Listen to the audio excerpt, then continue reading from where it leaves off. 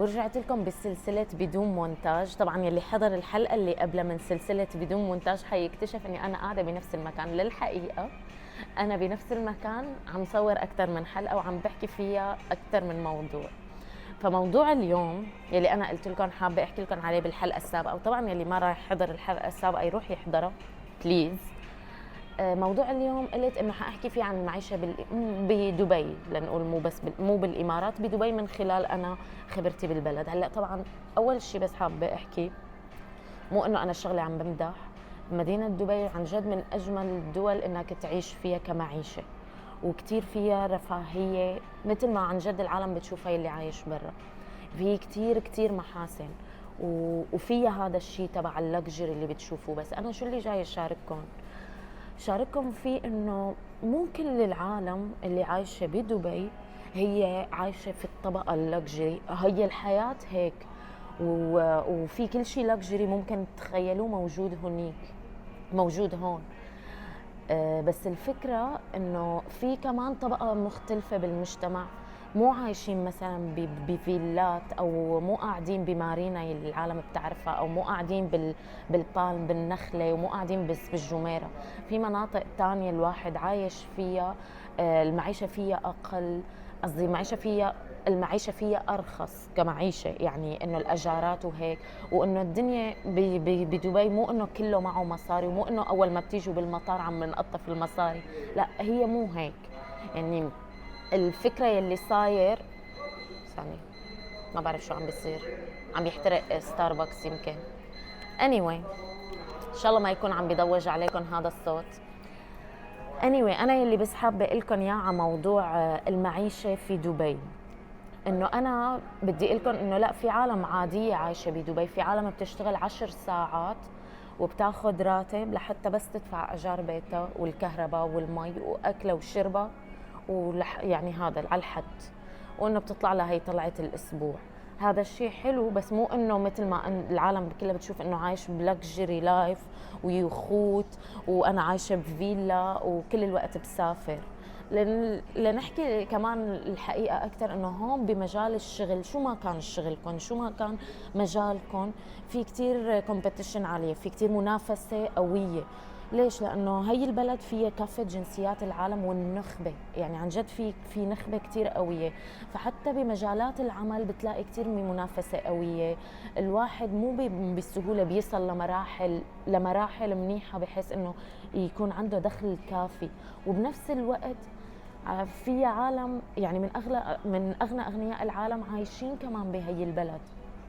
يعني في الطبقه الغنيه جدا، وفي الطبقه العاديه المتوسطه اللي انتم حتى ببلادكم نفس الشيء، انه انت بتشتغل 19 ساعات وبتوصل لاخر الشهر انه ان شاء الله يكون معك مصاري شوي يعني. ففي هذا الشيء وموجود، والحمد لله انه حتى هن هون عاملين انه انت بتقدر تعيش بهي الطريقه. في مثلا مناطق تانية غير العالم يلي بس بتعرفها بدبي اللي هي الداون تاون وبرج خليفه والجميره و في مناطق تانية اجاراتها ارخص، حتى بتلاقوا السوبر ماركتات فيها ارخص. مثل مثلا السيارات، معكم كل انواع السيارات المستعمله رخيصه، حتى السيارات الجديده فيكم تدفعوها بالتقسيط. يعني في هي القصص، مو انه الواحد والله يلا وزع كاش ماني ماني ماني، لا هي مو هيك. يعني في هي الطبقه، بس هي مو بالعالم هيك كله، والمقيمين ما كلهم هيك. فانا حابه يعني بس عم بحكي لكم عن هي الشغلات، لانه في عالم يعني من حوالي كانوا يجي يقولوا لي انه اجينا بس البلد انه نحن ما عم نشتغل وكذا، انصدموا انه انت حبيبي شو مفكر حتيجي حيقولوا لك انه يلا يلا في انه بس بدنا اياك، انه في كتير عالم، في كتير فرص شغل للشاطر، للي عن جد يعني للكفاءات العاليه. في الواحد، بس في تعب بنفس الوقت يعني. وفي هي الطبقه المتوسطه اللي كل العالم بتعيشها بغير دول. فانا حابه بس عم قل يعني شارككم، بس لاعطيكم مثل انه اعطيكم فكره اكبر انه المعيشه في دبي ما هي بس لكجري، في كمان طبقات تانية، وفي طبقات بس العاملة. أنا يعني هي ما دخلت عليها، أنا عم بحكي لكم على الطبقات المتوسطة يلي على الدخل المحدود أو دخل الموظف. إنه قادر يعني في هي الطبقة يلي أنت بتوصل لآخر الشهر هي ما عم بستنى بس راتب الشهر الجاي، يعني هذا الشيء موجود هون.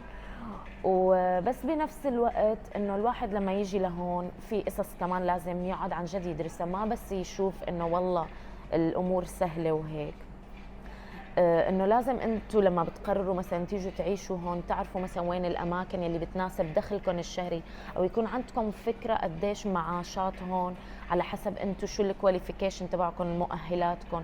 هل انت خريج جامعي؟ هل انت ما معك شهاده؟ هل انت عندك خبره في دول الخليج؟ هل انت ما عندك خبره في دول الخليج؟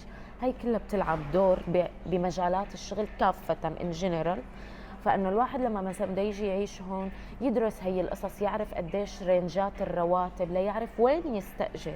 يعني مثلا اذا واحد راتبه مثلا 5000 درهم، ما منطق يستأجر بيت بأجاره بالشهر 4000 درهم ويعيش على 1000 درهم. يعني بشكل عام انه لازم الواحد يدرس هي القصص، يكون عنده فكرة قديش الأجارات، وين أحسن، وين أرخص الأماكن اللي يقعد فيها، أو مو أرخص الأماكن اللي مناسبة له. لأنه فعلا هي ليش عن جد واحدة من أحسن الدول أنكم تعيشوا فيها، إنه هن موجودين كل هي الطبقات بهالبلد، إنه بهالمدينة. إنه في أماكن إذا واحد راتبه 5000 فينه يستأجر ب1000، وفي أماكن فيك تستأجر ما بعرف قد ايه بمبالغ، يعني 15000 بالليلة وات ايفر. يعني انه في هيك وفي هيك، بس انه ما تفكر انك انه الواحد حيجي ودايركت حيكون معه مبالغ ضخمة وفورا يروح على اليا يعني. فانه هي شغله، هي نقطه. والنقطه الثانيه موضوع المواصلات، كمان كثير عالم بتعاني اول ما بتيجي بقصه المواصلات. انا عم بحكي للعالم يلي دخله لن ما حنقول محدود، حنقول متوسط، انه بيجوا مفكرين انه التكاسي هي ارخص شيء. لا، التكاسي ما لا، هون التكاسي مكلفه فعليا في المترو. وفي نقطه انه المترو ماله موفر لكل الاماكن، موفر للاماكن يعني لقسم منيح من دبي، بس الاماكن الخارجيه اللي هي اغلب سكانها من اصحاب الدخل المتوسط هناك ما في مترويات، بس في باصات، في باصات اسمها باصات RTA كمان. هي انه سهل الواحد يعني يعمل مواصلات. بس انه الواحد اذا انت دخلك جاي ودخلك يا محدود او متوسط، يستحسن انه الواحد ما يروح بالتكاسي يعني ويقضيها تكاسي. انه في باصات RTA وفي المترو بقلب دبي، بس في اماكن ومناطق اطراف دبي. انه هي بالمجمل يعني. وحتى السوبر ماركتات انا مثل ما حكيت، الواحد انه في جمعيات، في نستو، في اللولو، في الكارفور، وفي السوبر ماركتات يلي هن سبينس وكتير ماركتات تانية. بس انه طبعا حتى هدول اسعارهم مختلفة، يعني في الغالي وفي المتوسط كمان، الواحد يكون عرفان وين يروح وهيك. بالمجمل انا بس حابه هيك عم بعطيكم بس فكره عامه يعني عن الموضوع. اذا حابين تفاصيل اكثر واكثر واكثر اكتبوا لي اياهم بالكومنتات، انا قادره يعني اعطيكم معلومات كامله، يعني انه وين الواحد بيستاجر وكيف الواحد بيطلع شهاده السواقه مثلا، يعني انه حتى الاماكن المناطق للشوبينج اللي شوي رخيصه ارخص من المولات و فخبروني هدول الشغلات بالكومنتات، مشان انا لاني حقرا اسئلتكم وحجاوب عليهم بفيديوهات جايه من هي السلسله تبع سلسله بدون مونتاج. وهلا بظن حاجه لهذا الفيديو لليوم، وما تنسوني باللايك، ويلي مو عامل سبسكرايب يروح يشترك بالقناه. سلام.